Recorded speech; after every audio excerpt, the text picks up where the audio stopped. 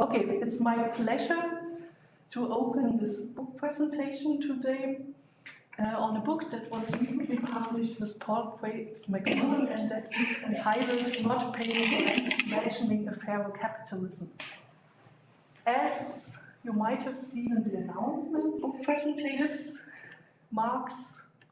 book presentation marks the kick-off of a new format of the EMGS program, the Erasmus Mundus program on global studies. And this event is called EMGS Alumni Meet. From this program, more than 800 former students graduated, and there are for sure a lot of interesting stories to tell, and this format should serve to do so. And one must say, thanks to Corona, there is now a technical availability to also use online tools, so that not only on-site audience, so students and alumni we could invite to take part here, but also from many other countries can join and also watch the presentation afterwards. This book presentation is, so to say, a perfect start for this new format, since the book is also inspired by a lecturer whose lectures the two alumni who are presenting today their book have attended and participated in. The alumni are Neil Wilcock, who is now working at the United Nations Office for Drugs and Crime, and Edgar Federzoni dos Santos, who is now working at the Center for Migration and Development Policy in Vienna. And they might tell us later on how one professor, that is Professor Hartmut Elsenhans, and his lecture inspired him and inspired them to write this book. And we are happy that Professor Elsenhans is here with us today, and he will also give a comment on the book. And as I got to know recently, he taught over the last 15 years or so on our institute more than 1,000 students in classes offered by our institute, via our institute, better to say. And so I'm sure he not only inspired Niall and Edgar in their academic careers, but a lot of other students. So thanks that you take the time and that you came here. And we have another person who will comment on the book. This is Dr. Thomas Plötze. Thanks for coming here as well. He is a postdoc at the Leipzig University, and one of his research foci is transnational policy in South America, so we thought it would be a good fit to comment on the book, and he will also steer the discussion. And I will give now immediately the floor and the screen to Dr. Thomas Plötze, and wish you all a nice and interesting event. Yeah, thank you, Constanze, for the nice introduction, and a warm welcome from me as well to the audience here and, well, digital somewhere in the world out there. And well, I would like to welcome especially Professor Elsenhans again, and Neil and Edgar. And before we start with the event, I'll just give a brief overview about the agenda today. So we first start with the introduction to the book. So Neil and Edgar will present something about the idea about the book and the technical stuff about publishing a book. And the second part of today's event will be about the content of the book, actually. So Professor Elsenhans will give his comment, I will comment in this part. And the third part will be about the debate. So all of you here are invited then to discuss the content, and especially, of course, as well, those watching via YouTube as well are invited to discuss the content of the book.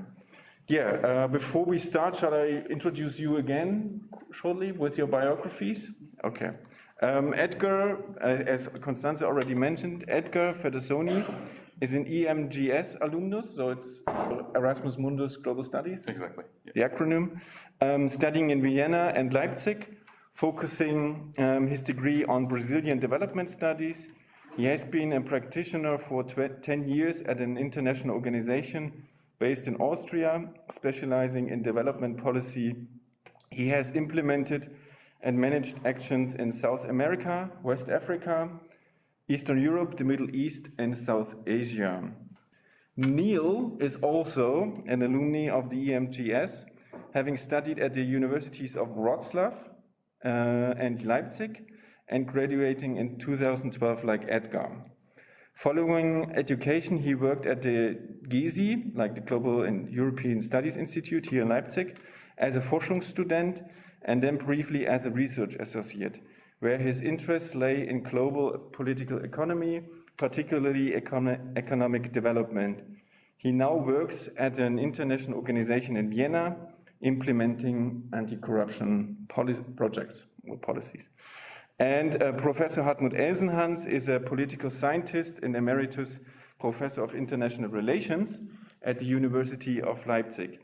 He has been affiliated with Wolfgang Goethe University in Frankfurt am Main, Philipps University in Marburg, Constance University in Montreal, Jawaharlal Nehru University in India, Quaid-e-Azam University in Islamabad, Columbia University, and University of California in Berkeley. He has published over 400 articles and almost 50 books, including most recently Development, Capitalism and Rent, The Political Economy of Hartmut Elsenhans with Palgrave Macmillan. Another book, the recent book is Capitalism, Development and the Empowerment of Labor, a Heterodox Political Economy with Routledge. And the last recent book is Die Weltwirtschaftskrise der 30er Jahre und die Wachstumsbedingungen industriekapitalistischer Systeme with the University of Leipzig Press. So we are all happy to hear about your book, and yeah, you can start actually. Perfect. Thank you very much, Thomas. Yes, thanks everyone for coming and joining, and it's great to be here. And particular thanks go to Costanza and the GESI for being so open to doing new events and coming open with new ideas. So yeah, we're very happy as alumni to be here, and not least to be back in Leipzig, where we've got a lot of good memories.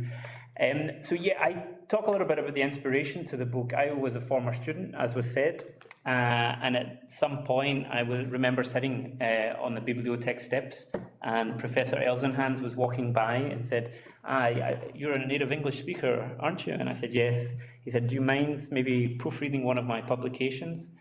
And I said, of course. I was already interested, and then that started a journey which ends up today here, having published a book under his guidance and inspiration. So I became an enthusiast for the theories that Professor Elsenhans was teaching. I always found it very interesting that someone would come to a lecture and deliver his own theories and with his own views, and that was challenging but also rewarding to get into it. So yeah, I published one book, which was a series of interviews with Professor Elsenhans. This was back in 2016, and this was more of a sort of theoretical take on Professor Elsenhans' theories. So the chapters are underconsumption, marginality, rent, cultural identitarian political movements, European politics. So it was more of a theoretical take, basically editing down interviews into sort of small consumable form. And that created a lot of wealth of material because we were doing interviews in Professor Elsenhans' library in his basement. And after that, I thought we need to do something more with all this material. And I thought, okay, why not now use it in a practical case? I found that when we were talking to each other, I would always take things to the practical element and how it could be implemented in the present day. That's where I sort of led the discussion.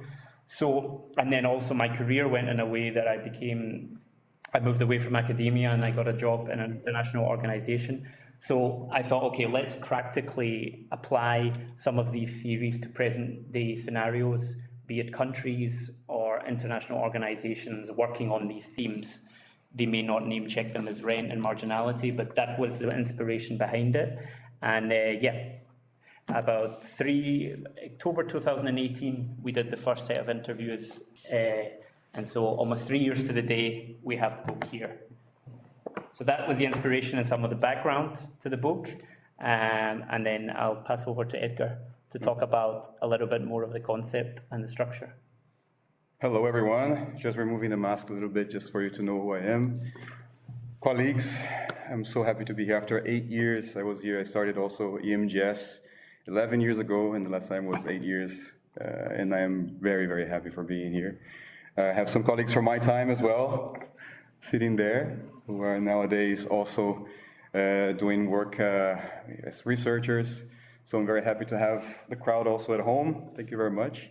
And I would just like to talk to you briefly about also my experience on engaging with the book. As Neil said, he started with reviewing articles and then he got inspired. And for me, it was a bit similar actually. Well, not quite. I started I'm Brazilian. I don't know if you've noticed by my accent, but I am Brazilian and I came to Europe because I wanted to study European integration. My thesis back in my bachelor's was about European integration, and I came to Europe and I started the EMGS. And then I told everyone I want to study European integration, and all my professors and my colleagues said, but this is very boring. Everybody here studies European integration. Why don't you study Brazilian studies or development? And back then Brazil was a big shot, apparently. And I was like, okay, I'll start studying more about it and see what the appeal is on Brazil, knowing that being here, maybe it's not so common. And then during a class with Professor Elsenhans, I made a presentation in an assignment related to Brazilian development, and I quite enjoyed the topic. And also, during the presentation that I gave during his class, he gave a lot of inputs and insights and ideas that I had never thought about. And then from that lecture, in the first year, actually, first semester, I wrote my thesis. So my thesis was based on that article that I wrote for his class, which then I started working with a development policy at work in 2013 when I graduated. And I started just adding more layers to that research, adding more layers to the content I had searched for before. And I decided, why not to put it on paper? Why not to just put it together and make sense of it and maybe contribute a little bit to the debate, the current debate. And then Neil was kind enough to invite me to join in this journey, exactly because the book was supposed to involve Brazil, and as a fellow Brazilian, maybe I could have something to say. I don't know if it's the case, but I tried my best. And then here we are. My first book, second book of Neil, but my first book, and it's a whole new world for me. And for me, basically, I think now I know that I want to have one foot, as I told Professor Elsenhans yesterday, the sweet spot is to keep 1 foot in the academia and 1 foot as a practitioner. I think that's the combo that I want to follow from now onwards as well. And having said that, because we don't want to also take much time from the debate later, I wanted to start introducing the book to you guys, because the book has a few differences from most books out there. We were particularly interested in writing this one, engaging in this project, because it's not strictly an academic book. It has a different take on it. As you will read, and I hope you will, this book has a different type of tone.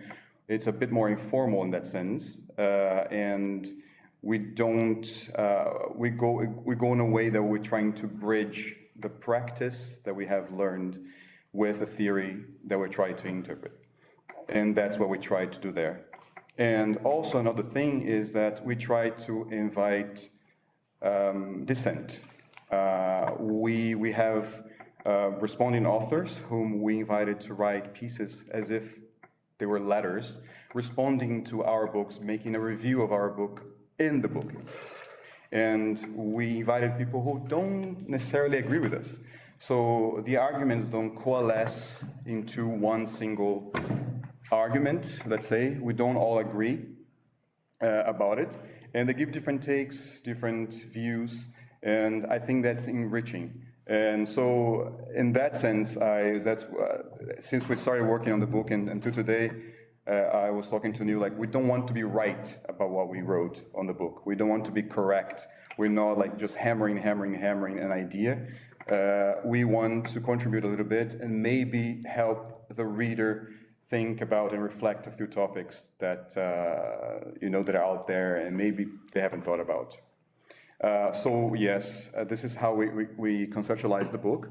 And so the book is divided into two parts. We have, of course, a foreword by Professor Elsenhans, where he starts with a scenario, let's say, and then I'll ask him to explain better about his scenario that he paints there.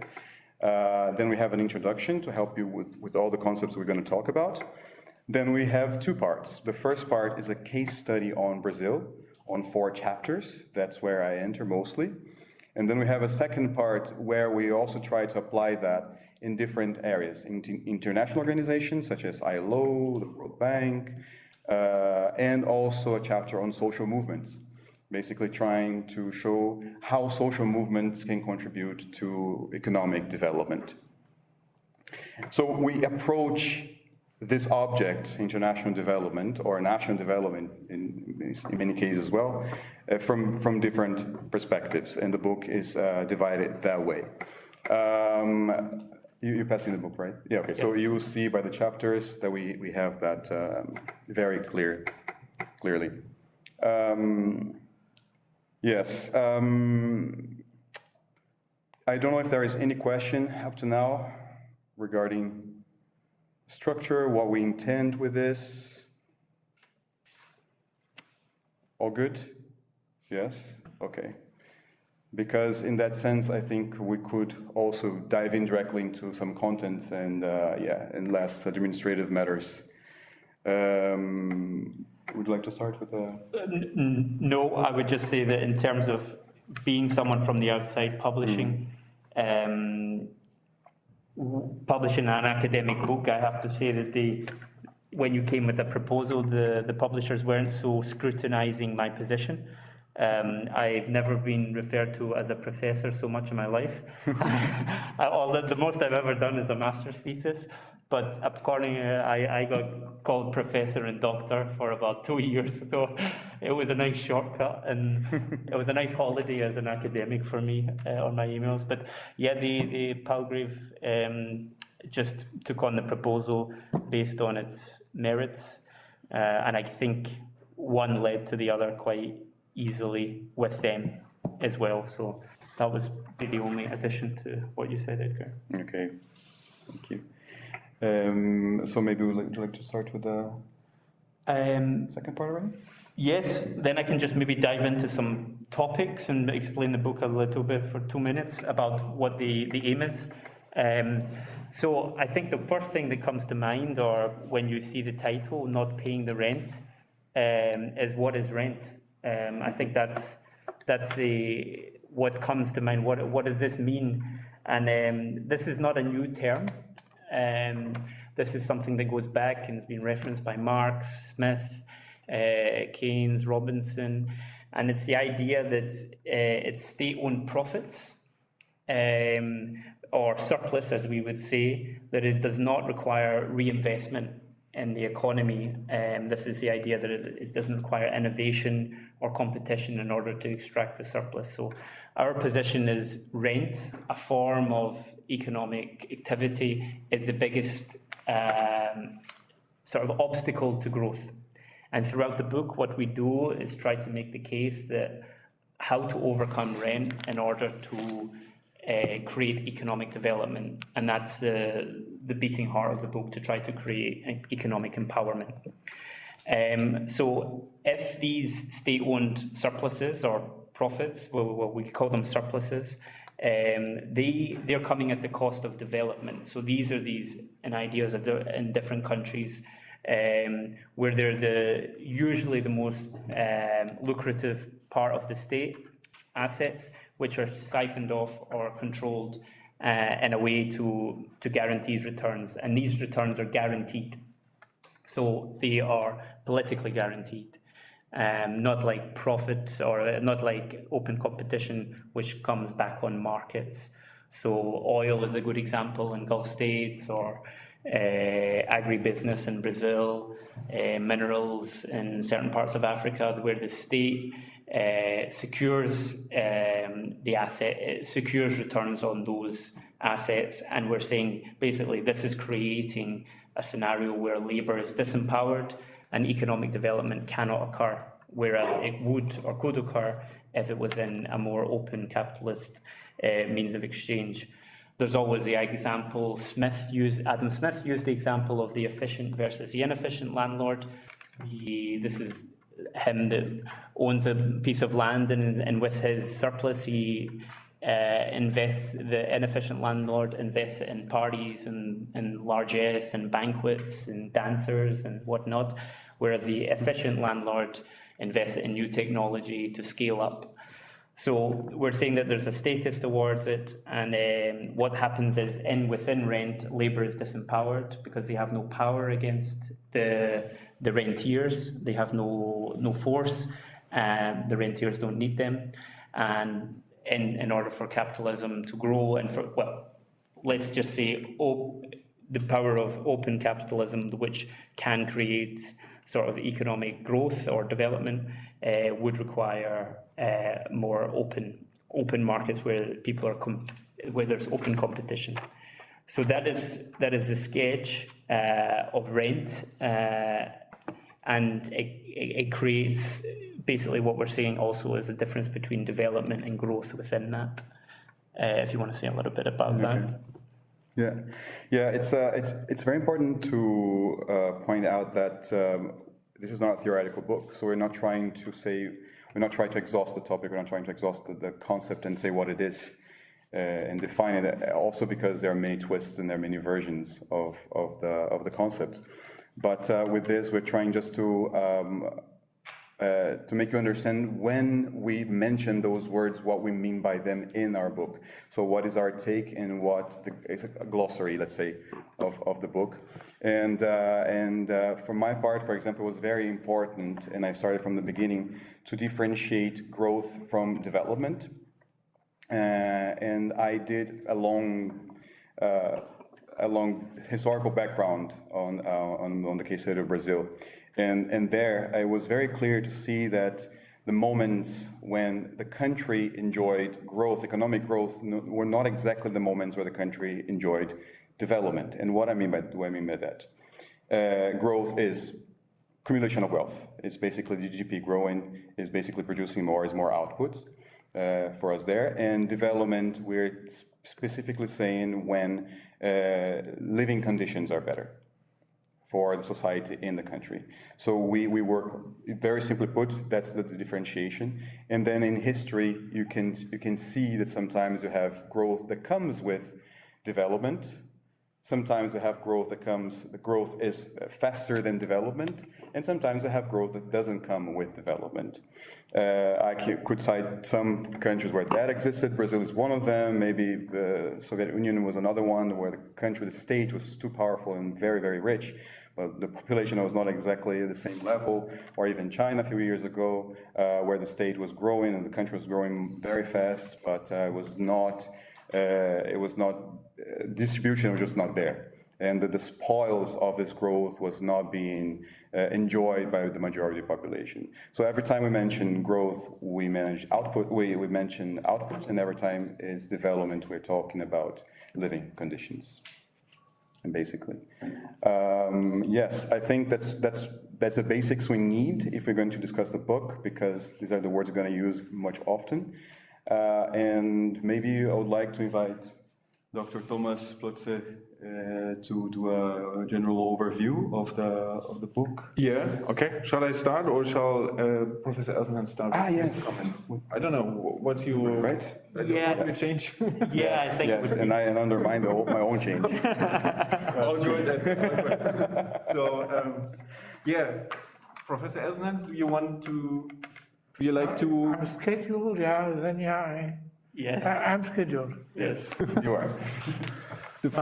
I think it's very difficult to present a book which is so close to my thinking. because the structuring argument of the book is capitalism does not produce a power structure which is necessary for continuing it, because this power structure requires negotiating power of labor. That's the overarching idea of the book. And the book here argues that as capitalism does not produce the structure required for capitalism, if the structure is not provided by other parts of the economic and social system, then capitalism will lead to a structure where the economy is deformed, like an underdeveloped economy. And in this situation, there is no simple way out. That's the design of the book. And I was not aware of the design, therefore I described in my introduction under instigation a scenario which would happen at the world scale if the transformation into capitalism of the structures of the periphery does not succeed. That means universal rentism and a highly power-based society where the lower orders are disempowered and have finally to accept what the higher orders will let them trickle down. I think the book has a considerable unity with this, and there are some articles which oppose the argument of the book, because the book presents then the question of how to repair, how the repair can be done. What are possible social and political systems which can compensate for the spontaneous tendencies the powerful rentiers are unleashing. That can be international organizations, that can be social movements, that can be reform measures, that can be other mechanisms of empowerment. But all these mechanisms are thought of, and that's very close to my thinking, within a capitalist system. Normally, the middle class left in North American social sciences, if it is left, it will argue as social Marxists against capitalism, because capitalism is bad. I think this is a position which can help you to make an academic career, but does not help society, because it certainly will not give up here the achievements of the market, which is basically freedom. You are not told by an officer what you have to produce, etc., but you are reacting to the market. I think as a Hegelian Marxist, the alternative to the actual system does not dispense with the achievements of the system. And these sociological Marxists, which are so vociferous in the international debate, they are not taking account of this, but they are basically complaining about the system. Now, what are the solutions which we find? They are not exhaustive, because they are all addressing one area where things can be improved. There is one contribution which argues about international organization, how countries can operate within the framework of international organization in order to improve their internal set of power relations. There is a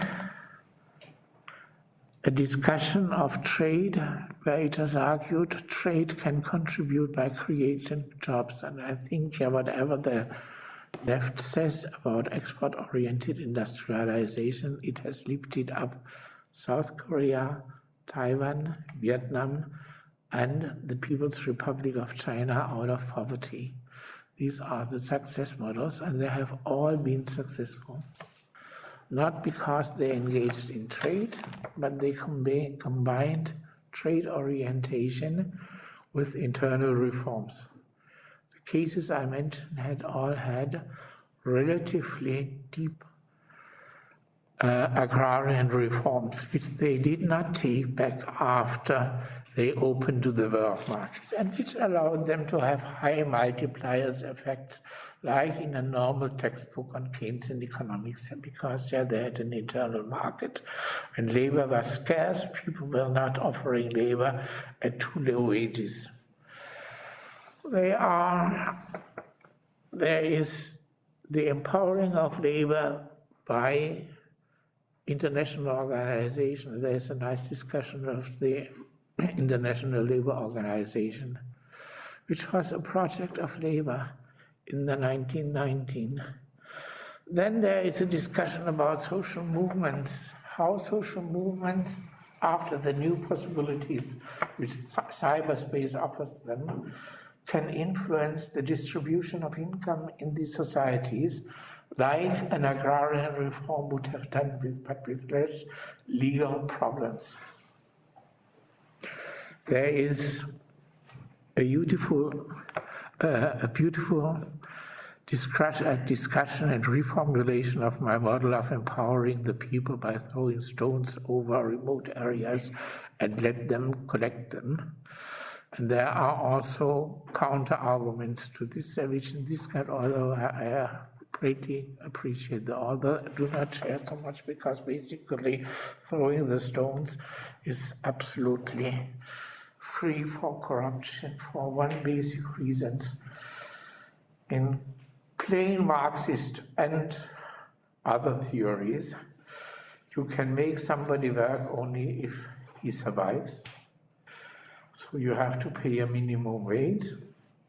And this wage is not achieved by most people in the third world today because they are marginalized. So you are setting a minimum wage. And second, you cannot cheat on the lorry driver and all these people, because otherwise the stones don't arrive at your exchange points. The rentier has lost his power at that point. I think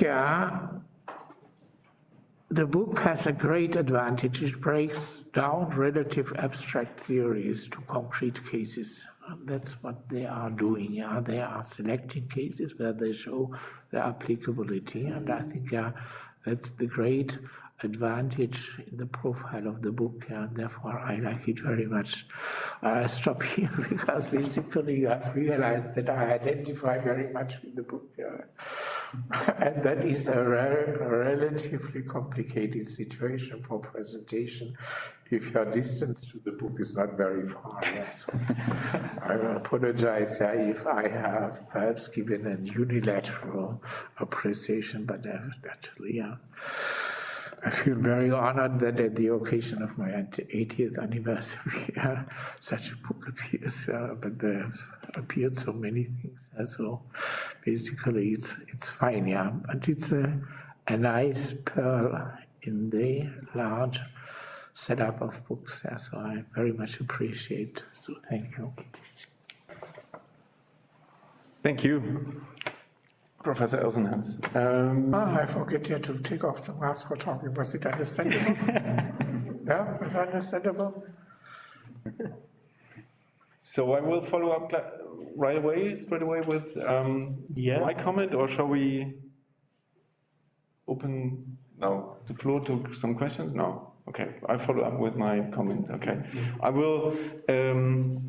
Probably there will be some doubles with the comment from Mr. Elsenhans, but nothing as profound as Professor Elsenhans probably. So I take up the mask as well. Probably it would be better. Right? The book "Not Paying the Rent: Imagining a Fairer Capitalism," edited by Neil Wilcock and Edgar Federzoni, takes the polit-economic theory of Professor Elsenhans and its development implications and applies it on the empirical examples of Brazil and international organizations. The first part of the book title, Not Paying the Rent, refers to the underlying question of who pays the rent, and more importantly, who receives or appropriates the rent. And this question refers to actors, social relationships, and more importantly, to the central issue of who gets how much of the social surplus. Thus, not paying the rent refers to the question of the classical but never outdated distribution battle between social classes. The second part of the book titled Imagining a Fairer Capitalism indicates the issue of a possible solution. Capitalism appears to be the solution for not paying the rent, and it should be a fairer capitalism. But how can we imagine a fairer capitalism? And what does a fairer capitalism mean? And moreover, how can we achieve it? The tension between describing the status quo about who gets how much from the surplus and imagining a fairer future is the main theme and idea of the book. And this tension structures also the book. So the first part of the book describes the very typical trajectory of a country in the global south, from its European discovery, colonial, and later to its post-colonial economic integration in the world system. Brazil's economic history describes how stubborn rent-dominant societies and social structures can be. These chapters show historically how new windows of opportunity for change came up and how social forces in these contingent situations conflicted over the appropriation and use of the surplus, while at the end, the rentiers, or the oligarchy, kept the upper hand. So those 5 chapters about Brazil are the descriptive symbol of how very often the state, as a development actor, failed to overcome rent structures due to many different reasons, as we learn in those 5 chapters. In a broader meaning, in my view, Brazil stands as an example for an economic and social situation we see throughout the world, with rising inequality, a large portion of population in precarious or informal working conditions, rising levels of poverty, and violent social conflicts, and on the other hand, an increasingly wealthy national and transnational elite. So this first part relates very well to the foreword of Professor Elsenhans, which he already mentioned, and in which he presents a global overview of the current status of globalization. Elsenhans claims that rent globalizes the world system, leading to a fragmented world market and international system. Elsenhans characterizes this as a terrible world. One could also call it a homeostatic world, which combines political stability with semantic social hierarchies and inequalities with hardly any social mobility. So the poor will stay poor and the rich stay rich. The introduction and the first 5 chapters of the book focus in detail on this question of rent versus profit. And as Neil and Edgar already mentioned at the beginning of this event, we can, or in my view, rent dominates when politics and power structure the markets and economic exchange. And rentism dominates the economic structure. When rentism dominates the economic structure, labor gains a share of the surplus only through political mechanisms, like clientelism, loyalty, or serfdom. So labor is disconnected from the surplus and its appropriation. In contrast to this, profit dominates when there is a competition between the capitalists, and an empowerment of labor structures the economic exchange. And therefore, capitalism means and needs employment, reinvestment of profit, and that labor participates in surplus and productivity increase. So the second part of the book turns to a possible way out. Several chapters discuss the role of some international organizations and the role they could have in fostering global development. These chapters basically discuss if international organizations can apply some of the development strategies proposed by Elsenhans and how this could look like. Neil and Edgar discuss these ideas with the examples of the World Health Organizations, the UN Conference on Trade and Development, and the International Labour Organization. These chapters and development ideas are critically commented by several academic scholars. For example, in chapter 7 and 9, Neil and Edgar that a new and true liberal global Keynesian agenda is necessary in order to address the global demand gap. They argue that multilateral cooperation in trade through UNCTAD, for example, or health via the WHO is necessary to address and foster such a global Keynesian agenda. The academic responses are rather skeptical in terms of these ideas. Some argue that the problem lies in the institutions itself and not in the presence of rent, like in the 6th chapter. Others refute the possible progressive role of international organizations altogether, like Salvatore Babones in chapter 8, as he sees international organizations heavily influenced by states and favors instead a world society and organizations led by philanthropic individuals. Or in chapter 11, Neil and Edgar present the Elsenhans example of the Stone for Cash scheme, as Professor Elsenhans already mentioned, to empower labor and overcome marginality. In the academic response, Hannes Warnecke-Berger concludes that the Stone for Cash scheme initiated by the International Labour Organization would need more developmental planning and economic restructuring than just throwing out stones out of helicopters. And that means the role of actors, and of which actors, is crucial in development strategies. So, and this is the second important question of the book I just briefly reflect on. So, as I understood it, Neil and Edgar obviously proposed the idea that international organizations could become the new spearhead of advancing a economic agenda for developing and defending capitalism against rentism in the 21st century. The last 2 chapters of the book even extend this to the discussion about actors towards civil society by discussing the influence of civil rights movement and trade unions in the development and defense of capitalism. On the other hand, the academics remain skeptical if international organizations really could take the lead. Most of them doubt that the role of the international organizations in the development politics could be easily advanced at the expense of the role and power of states. And many of those academics correctly are aware that existing international organizations are influenced and directed by powerful states, mostly from the global north. So the question of who is the agent of salvation against the doomsday scenario or the terrible world remains vital. If we go back to Elsenhans, as far as I remember, he argues that only a state class could be in a powerful position to implement progressive development strategies, as it happened historically in Japan, South Korea, or Taiwan. But what does progressive state class mean, actually? Or how can we achieve a progressive state class? And which role can international organizations play in strengthening a global Keynesian-inspired development agenda? In my view, bringing up the role of actors, especially who should and is capable in fostering a Keynesian development agenda, is one crucial point of the relevance of the book.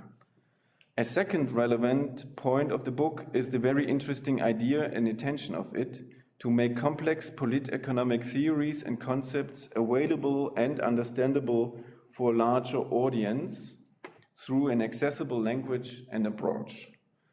A third valuable point is the idea that those 9 chapters written by Neil and Edgar are commentated and critically analyzed by 5 academic scholars.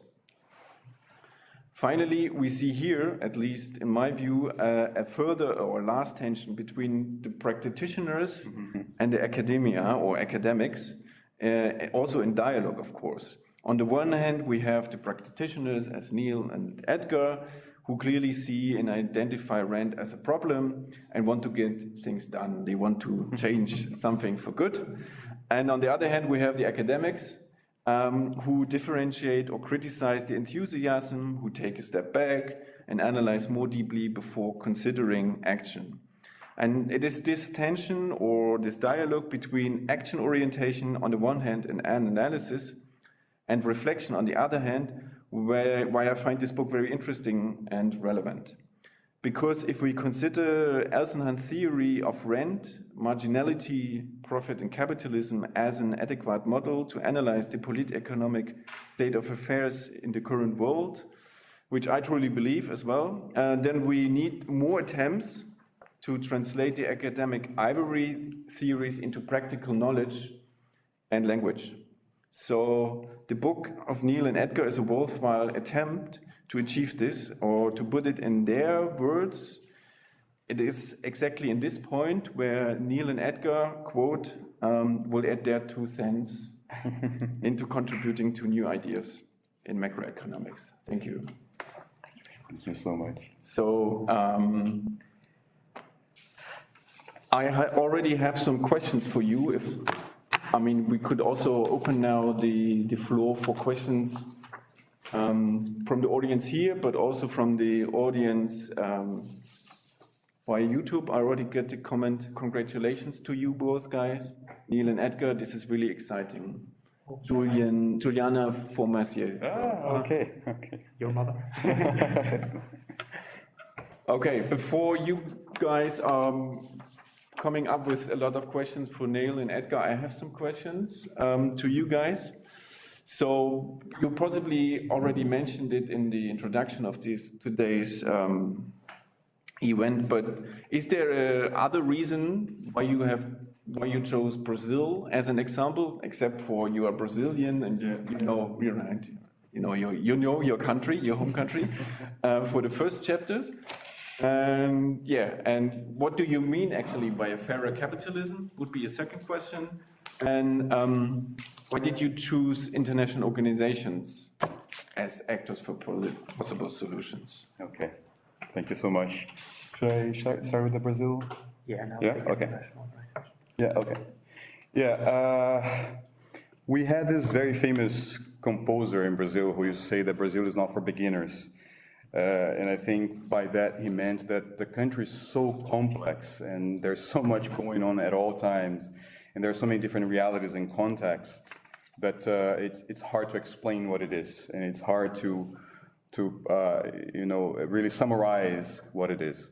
I think the choice for Brazil is because, first of all, the realities are very different historically speaking. So if you take, in the book I started with the 16th century, and in the 16th century you have the colonization period where the Kingdom of Portugal was trying to extract profit with already rent back then, because they were favoring the elites who could exploit the territory of the country. And then how different it was from region to region, from city to city, from village to village, and you had a completely different system everywhere you went. So Brazil, it became this kind of monster where everything is possible in a way. It was a testing ground for many different systems.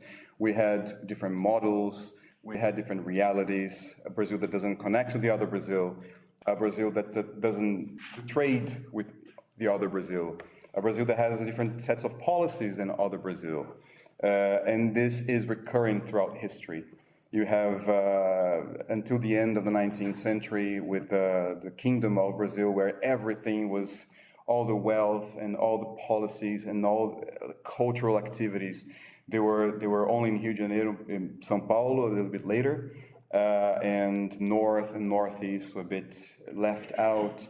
For you to have, for example, a good notion of what it was, to import cotton, which was a pretty available in Brazil, but to import cotton from Liverpool in the UK to São Paulo, it cost something around 60 pounds per ton. But if you wanted to import to get it from the northeast of Brazil, which is much, much, much closer, it would cost something around 56. So there are the distances, there are the realities, they are very difficult to understand and to make sense of. And when it comes to political development and economic development, economic growth, Brazil has so many stories to tell. And one of them is this cycle of rent that we were explaining, that permeated the entire history of the main, let's say, the main Brazil, which is the part of Brazil that was always rich, the capital cities, Rio and, well, before Bahia and then Rio de Janeiro and then later São Paulo. And what I tried to do on the book is to isolate all these factors, to say, look, in this specific moment in time, we had this system here. In this other specific time, we had this other system here. But every time, despite of political regime, despite of economic system, every time we had rent, development was impaired. And every time we had policies that were kind of sidestepping from rent, then we could have some moments of growth with development.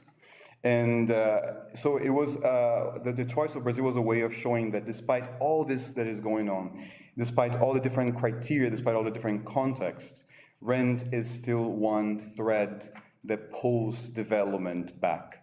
And apart from that, also because Brazil is a big player, right? So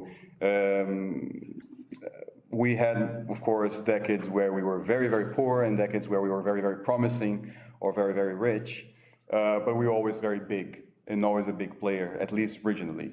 And that impacts a lot the economy of the region and of the hemisphere and maybe even of the world to some extent, some considerable extent. So Brazil was a testing ground also. A third reason was Brazil was a testing ground for different models.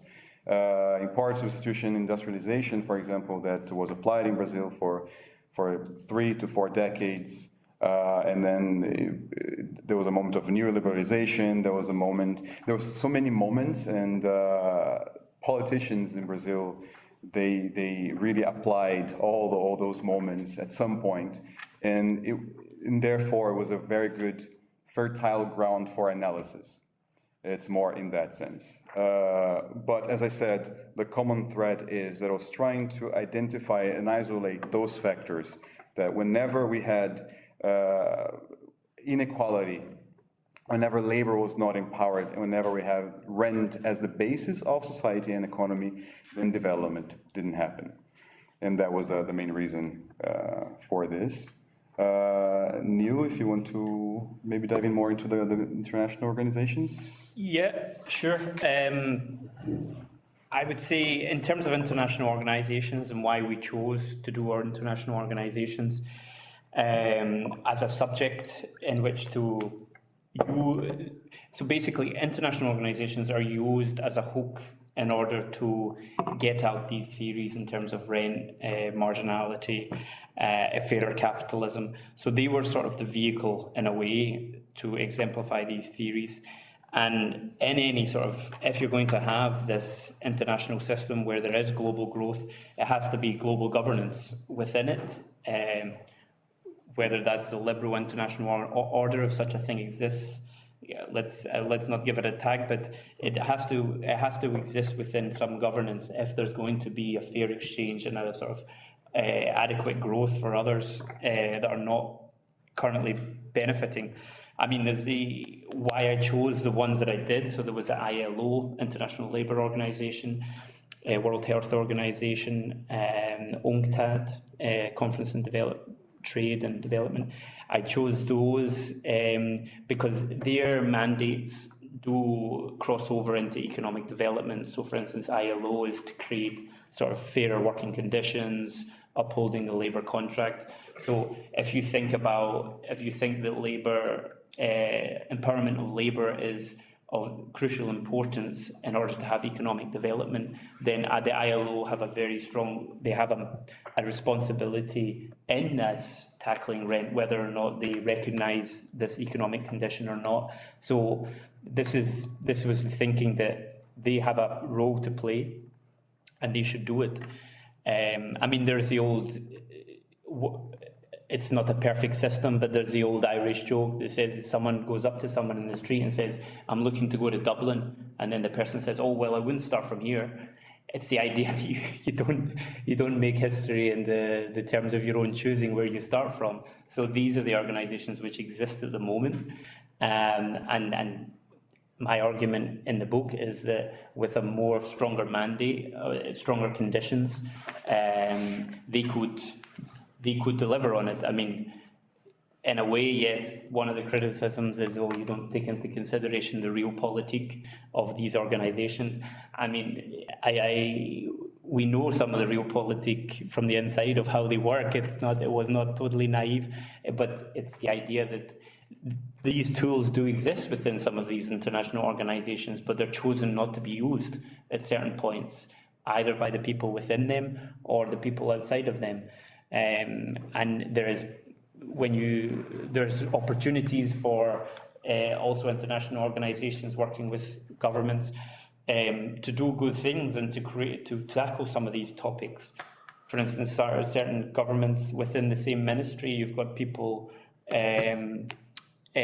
trying to really tackle corruption and try to really make sure that people get a fair wage. And within the same ministry, they're trying to keep open tax loopholes, people in the same departments. So the opportunities do exist to try to tackle some of these issues, and international organizations they're crucial in order if we have to have global governance in order to manage it better.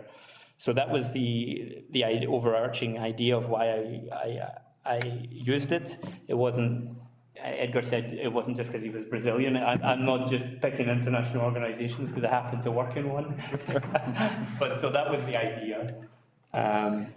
If I may add also, it was also a methodological option that we decided not to work from the criticism of how the international organizations are constituted or how they are organized. There's a lot of work on that, and there's a lot to criticize about, but we decided not to touch on that on purpose.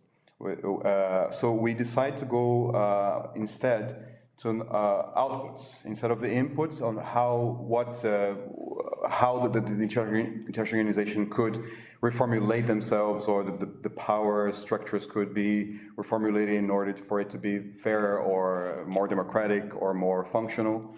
We decided to do what kind of output your mandate requires you to produce, and what in your powers, and what having the mechanisms you have, how could you contribute?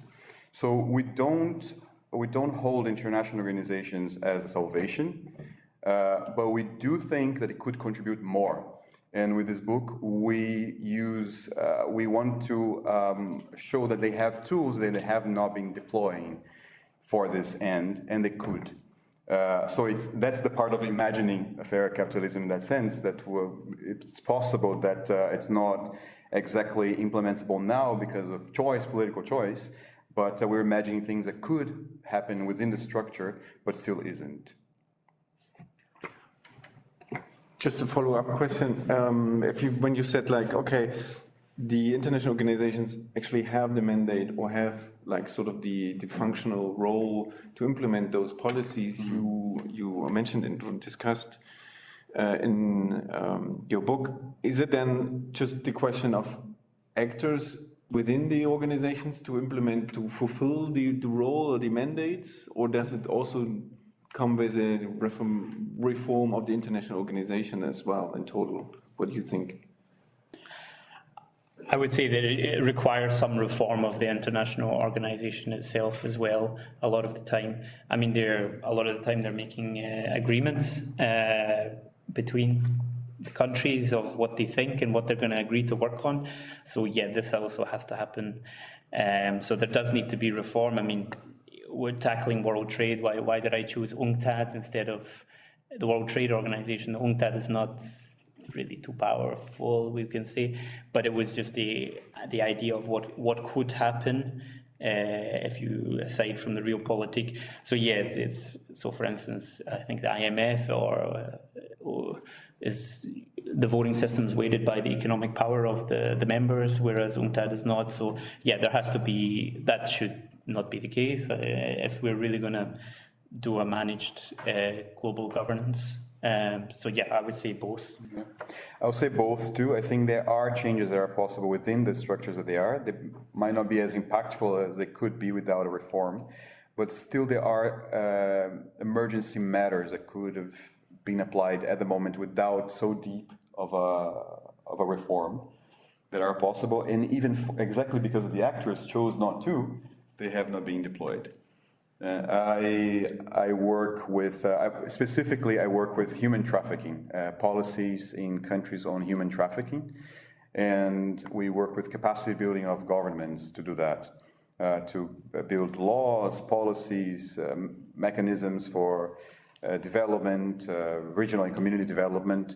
And one of the things I struggle the most when it comes to human trafficking is exactly the fact that we're there trying to develop capacities of those institutions, but the main motor, the main reason why people are exploited and trafficked is because they're poor. Poverty is the main drive, and that is something that we cannot fundamentally change. But now at the position that I have, unfortunately, but there are things that we can do immediately. So there are two layers of it. There is the immediate actions that are needed, and there are the deeper actions that are also needed, but they are in different tempos and different times. And so yeah, so this book, it proposes these two things, the emergency level and the deeper level, but we do not necessarily talk about reform per se. We talk about the layers of action, of outputs instead of inputs. Okay. I already have two questions from the audience in the YouTube channel. Megan Marushka says, congratulations to you both guys, Neil and Edgar. I'm wondering how the theories and topics covered in your book have impacted your work in your day jobs and practice. And what's next for you? Like probably for academia. I mean, academically, I think this is my retirement party. I really, I was leaving when I wrote this book, and now I'm really like crawling out the door. So, I'm very happy to. I mean, Professor Elsenhans said that he's too close to the book in terms of to give an honest comment. I mean, in some ways, the honest comment is already within the book because people leave critical remarks within it. So, yeah, my academic ambitions are not too high, but I value academia and try to, as much as possible, take the newest thinking going on. So, yeah, I'll answer that second part of the question if you want to answer the first. Okay. I think I want to keep an eye on the academic world more. I'm not sure if that will be exactly manifesting itself by writing books, because I also actually write a lot for work as well. We have other publications there, so I spend my day writing. So maybe I want to do something else when I'm on holidays. Unlikely, yeah, well, that's very unlikely, but anyway. But I think it's important to bridge both parts. I think it's important to bridge practice with academia. They feed each other. That's my impression, and I want to continue.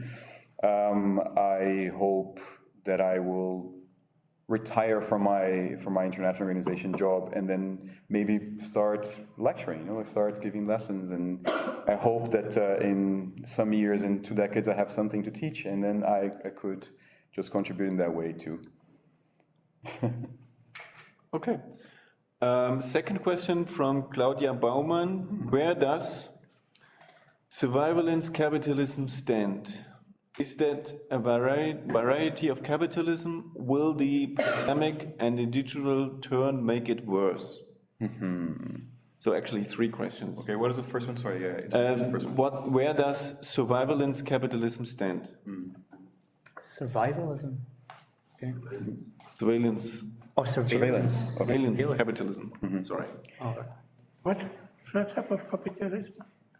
Surveillance? Capitalism? Surveillance? Surveillance. Yeah, if I may, I'll start with the third question because that's something I wanted to comment before and I forgot, actually. A lot of people ask me about, so what is the impact, for example, of COVID situation and also Bolsonaro? A lot of people are asking, so you're writing in Brazil, you're writing about Bolsonaro and COVID. It was also a choice not to write about those two things as they are happening because I didn't have enough distance to understand and the process is not over.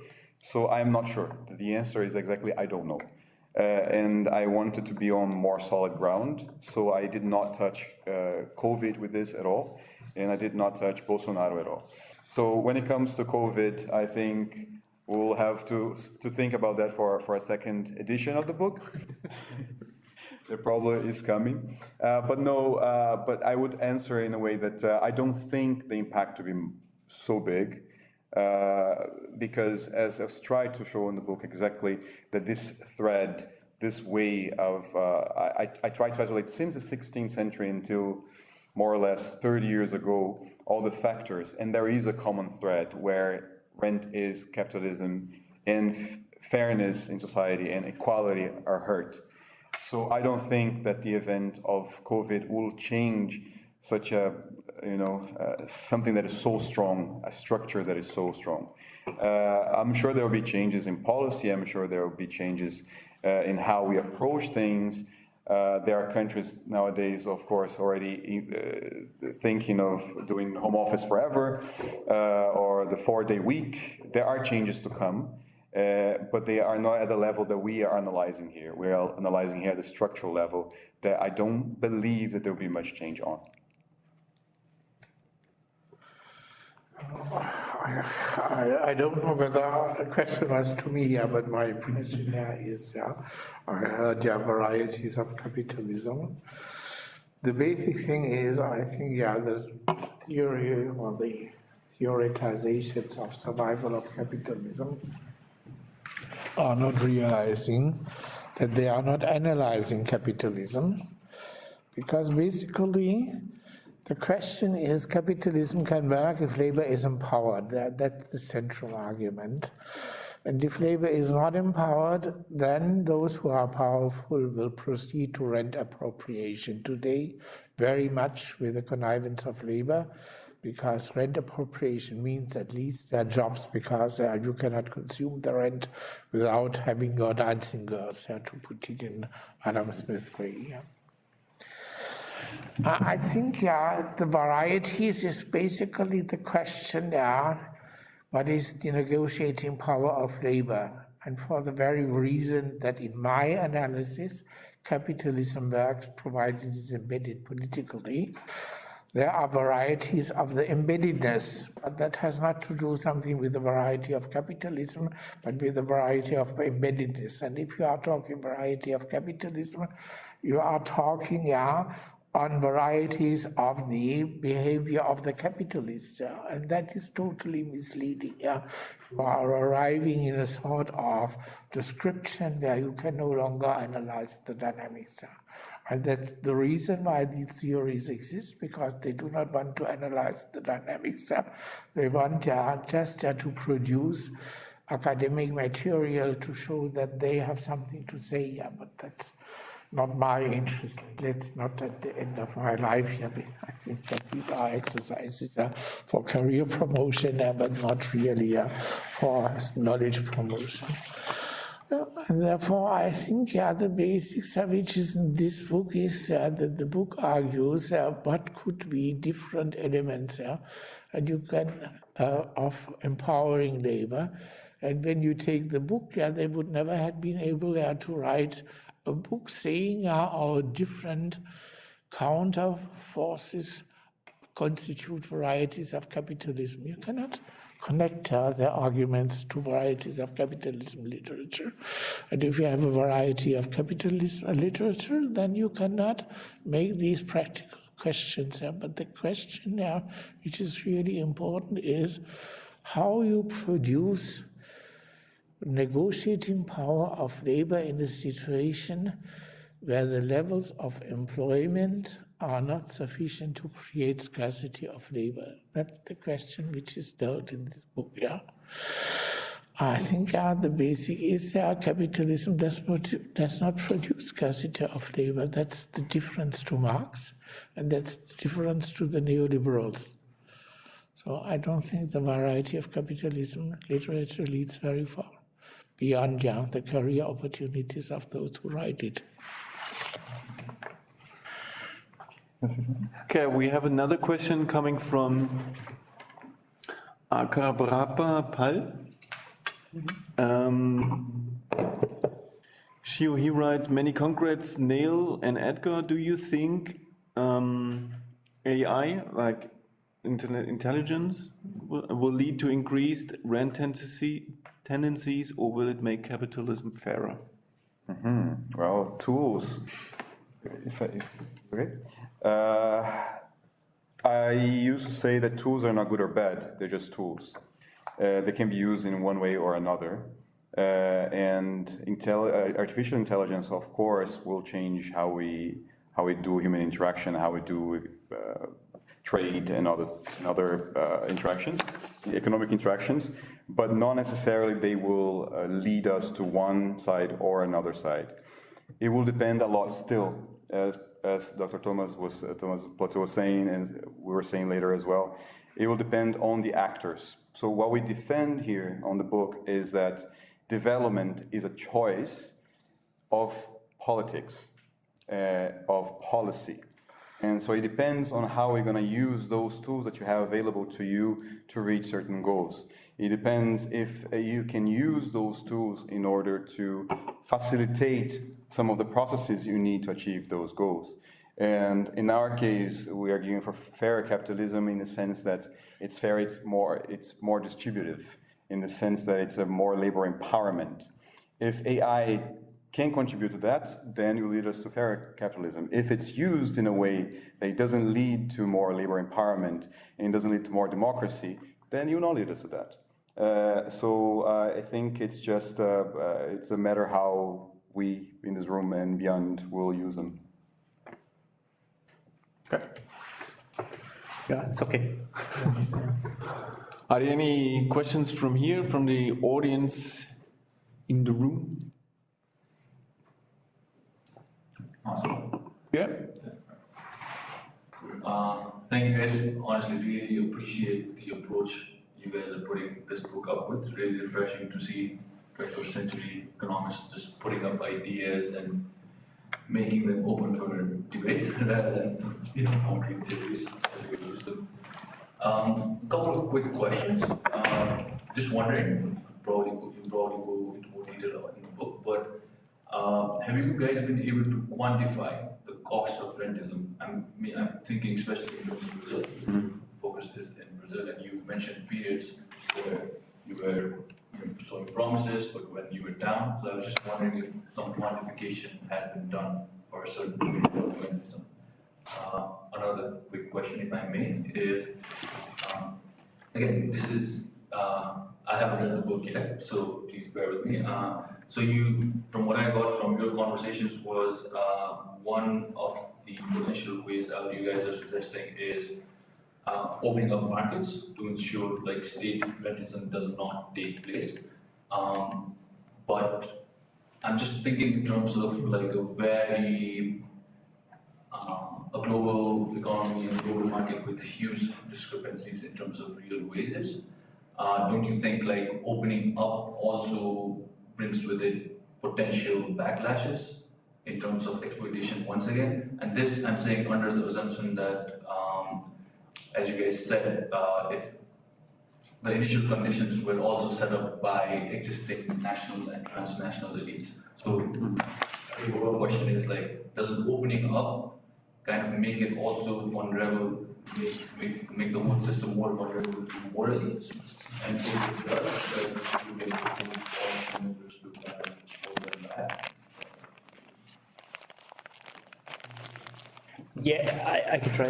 Yeah, I would say, in terms of the first part of the question, I think I wouldn't be able to answer. I'm not quite sure how you could cost it. I mean, I think you can cost it in terms of the social development of the country. I think that's maybe the best judgment in terms of how to see, but in terms of numerically, I wouldn't know how to do it. In terms of, opening up and if that creates a backlash, I think maybe I was maybe not completely clear when I was talking about open capitalism. So for instance, what we were saying is creating markets in which labour can have power, whether or not that's artificial or not. So it wouldn't be just some sort of neoliberal attack to try to create as much markets as possible. So for instance, in the UNCTAD chapter, we talked about non-reciprocal terms of trade. So that's actually closed markets. It's trying to, in fact, create markets in which there is investment in certain products in which certain countries are struggling or developing can begin to create exports. So it was more when I was probably not clear enough in my terms when I was saying to create markets where labour has existing power on it, and from that you can try to the capitalist means would continue. But yeah, so it was not I was probably not clear. So for instance, in the past there was something called the Lomé Conventions in the 70s, and this was when basically countries were getting subsidized from the more advanced countries to try to produce certain products. So yeah, it was, I think it was, maybe I wasn't clear in terms of open and closed, but yeah, thanks for the question. Well, when it comes to Brazilian quantification, of course, it's a choice. How are you going to quantify it, and what are you going to call the cost of it? We have some numbers on the book, but I don't know if they cover everything that you would like to see. So for example, if you go back to the beginning of colonization in Brazil, rent was 100% of the GDP, because that's how they conceived the Brazilian economy to be. It's just a bunch of rentiers who would receive land to exploit, and the market was completely closed, and there was nothing outside of that, right? Apart, of course, if you don't consider the indigenous peoples having their own trade, but they was not part of the same system, so then you cannot consider that. So that was 100% of the economy, for example. If you go a little bit later in time, then we have coffee as being the motor of the Brazilian economy for more than 100 years. And for a good portion of this century, it was just the government trying as much as possible to keep the prices in international, especially after the crash in 1929, trying to keep the price of coffee high in international markets so that their friends, coffee growers, could continue profiting. And that meant, for example, burning 70% of the production so that there would be scarcity of the product. And at that point, also a large part of the GDP of the country was based on that. So it varies from, as I was saying, 100% to unquantifiable, depending on what you want to see from there. We have other numbers. We have numbers, for example, showing crashes. So once you have put forward again policies that champion rent, your GDP collapsed by how much? By percentage in the following 10 years, 15 years. We have this kind of numbers. But yeah, they're not exactly quantifying how much we lost with rent. That we don't have research enough for that. For the second question, yes, and that's also what I meant by separating growth to development. Because if you have an economy where most of the pie is owned by one specific group or one specific individual even, if it grows, if you add more to it, if the pie grows, if you add more substance to it, most likely most of it will just go proportionally to that specific group. So sometimes growth will lead to more inequality. That's very true. So we don't advocate always for openness and addition. We always advocate for labor empowerment so that they have capacity to negotiate, so they have they have a choice, and several other things that we described, and democracy, and capacity to bring in those who are usually marginalized into society. So the chapter on social movements, for example, we, spoiler alert, we say that the biggest benefit of social movements when it comes to development is exactly their capacity to bring groups that were first marginalized into society, so that they have new access to education, they can have new skills, they have new resources, they have more access to the labor market, and therefore they can consume as well, and they can participate in politics, and they can participate in general society in all its layers. And that is the real drive for development, is bringing more people this kind of substance, not necessarily just bringing wealth into the party, will make it more fair. Yeah, I don't know if I answered the question, but yeah. Yeah. Okay, you have another question? Go ahead. Very good. So also appreciate your presentation. You have your focus also on the role of the international organizations, and I'm interested in this relationship between international organizations and single nation states, countries. As far as I understood, they should cooperate much more in the future to reach our desired output of fair capitalism. But would you say it's possible with the structure international organizations have today, or do we have to revolutionize also the structure from international organizations completely? Because I would say it seems to that they require much more resources to take over much more. I think they have to be reformed absolutely, and the big task is that we're moving to a multipolar world, but within the international system, not every country has the same investment in this international organisation. So international organisations were mostly set up in the post-World War II environment. A lot of the spoils went to the Security Council is put in a way which is based in the world of 1945, 48. And then now we're getting to a point where, Asia is rising in terms of the country's economic powers there, but they don't have the same investment in some of the international organisations either. So absolutely, there has to be more buy-in, I would say, from all the countries, and there has to be reform within them to more reflect what is the economic distributions in the different countries. So there's been a shift, definitely, and that shift is not happening within the international sphere. I would say that's a big challenge, and whether or not you could make the argument that some countries don't want an efficient international system as well. That's also another question that could be put, that a functioning one is not good for them in terms of their how they run their affairs. So no, I would say that there does need to be fundamental restructure, but it depends on issue after issue. I mean, the issue we're making in this book is that certain points need to be raised or recognised, like marginality or rent. For instance, I don't know of any international organisation that's referring to rent. I mean, with Latin America, I think there was one, but I don't know of any that's explicitly talking about this topic, about labour disempowerment, maybe. Thomas. Well, in the 60s, yeah, Cepal. Cepal, yeah, that's right. Yeah. Were like sort of addressing the division of labor. Yeah, with the invention of the import institution. Yeah, with the easy model. Yeah, it's true. Prebisch.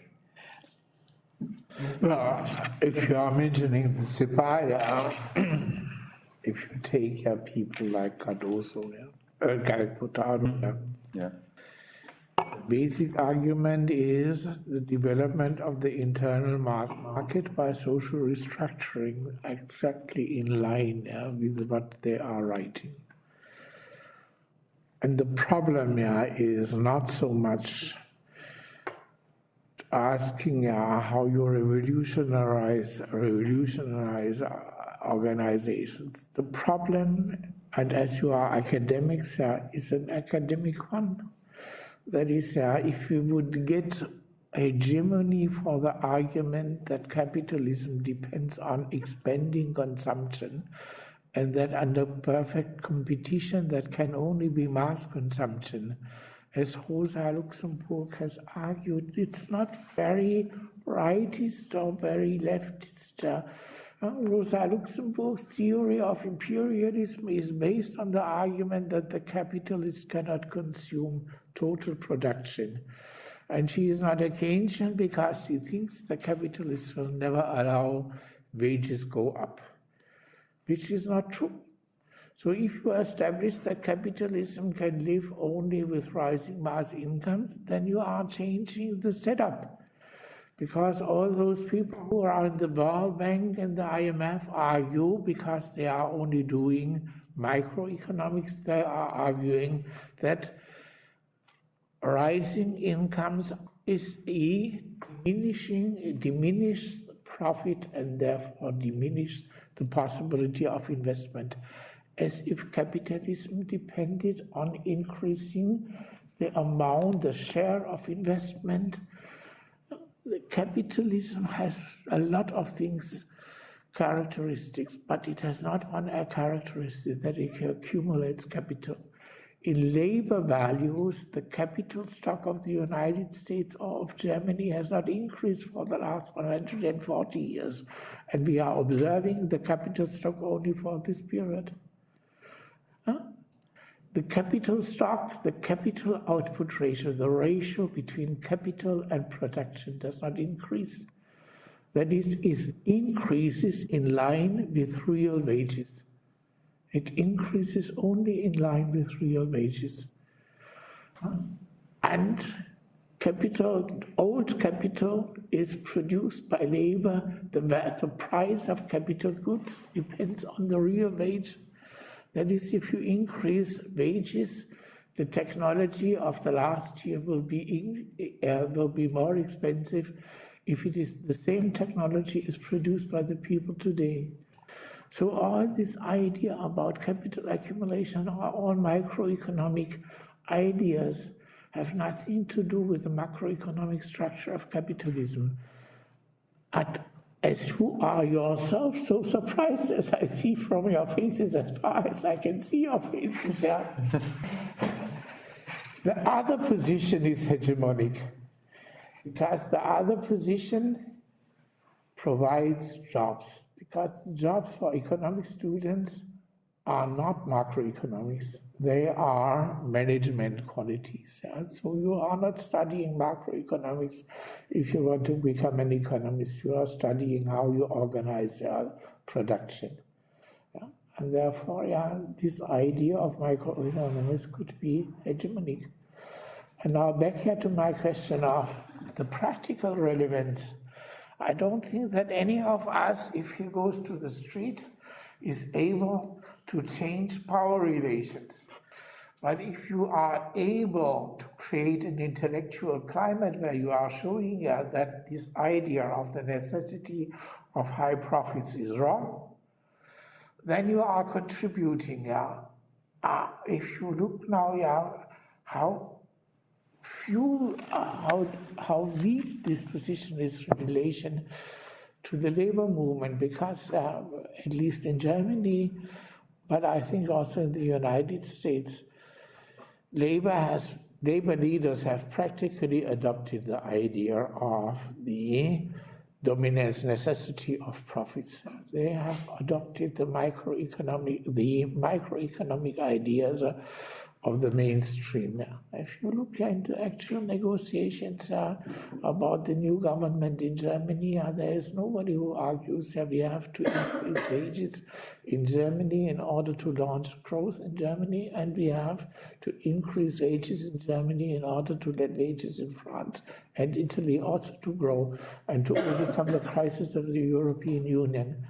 Look, the major political project of 1945 following, the European Union, is put into danger because in Germany wage restraint is followed and keeps wages from increasing in the weaker economies of Europe. So that shows you how much the hegemony of wrong ideas has an impact.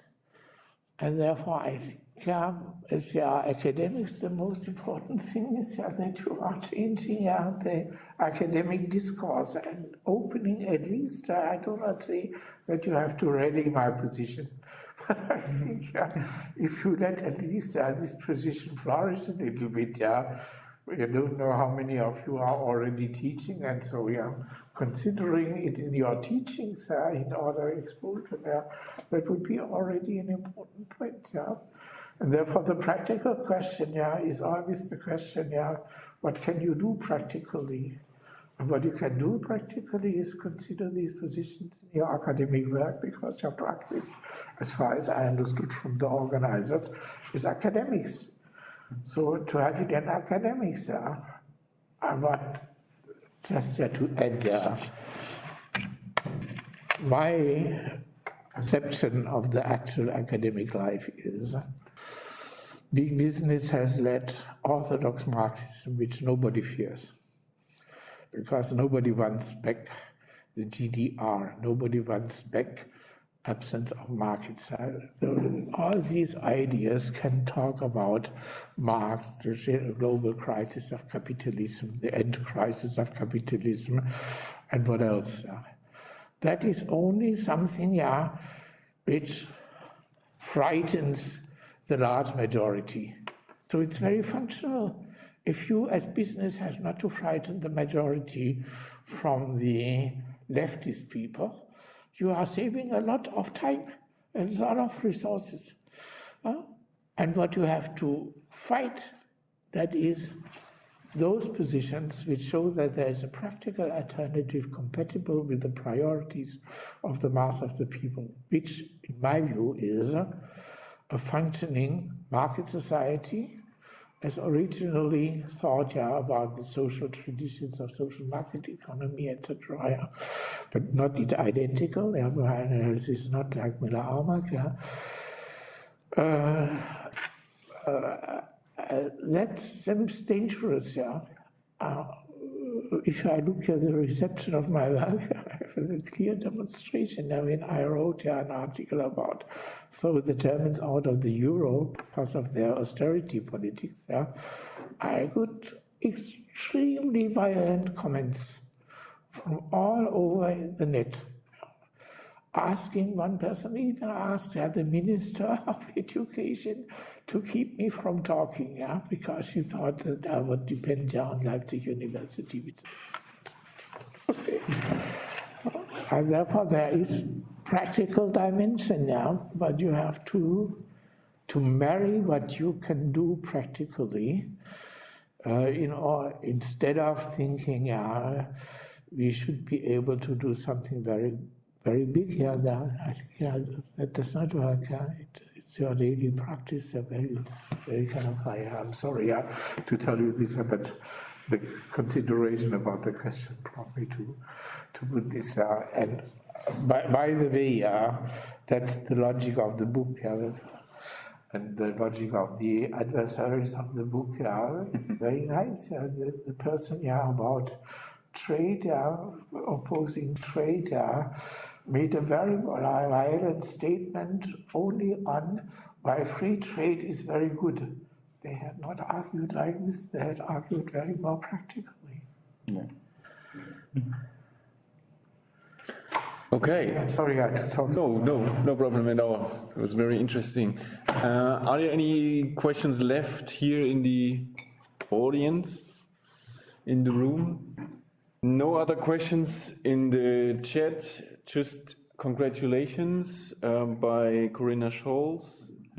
She wrote congratulations to Professor Federzoni and Dr. Wilcock. And as we celebrate the retirement of Miss Dr. Wilcock today and the emergence of Professor Federzoni, I would keep it like at here, and thank you all. Thank you for coming. Thank you for clicking on the YouTube channel. Thank you for Mr. Elsenhans for showing up and giving a comment and enlightening us on capitalism. Thank you guys for presenting your excellent book. Can I just say, there's a bit of an aberration. The Leipzig University do not have a copy of it. So I went to the library to try to see, and they still haven't bought it. So in case someone can request the library to buy it, I think that's the least that they can do. Pressure, exactly. Okay, well, thank you. Have a safe trip home and see you in another stage. Thank you so much. Thank you so much, everyone. Take it home.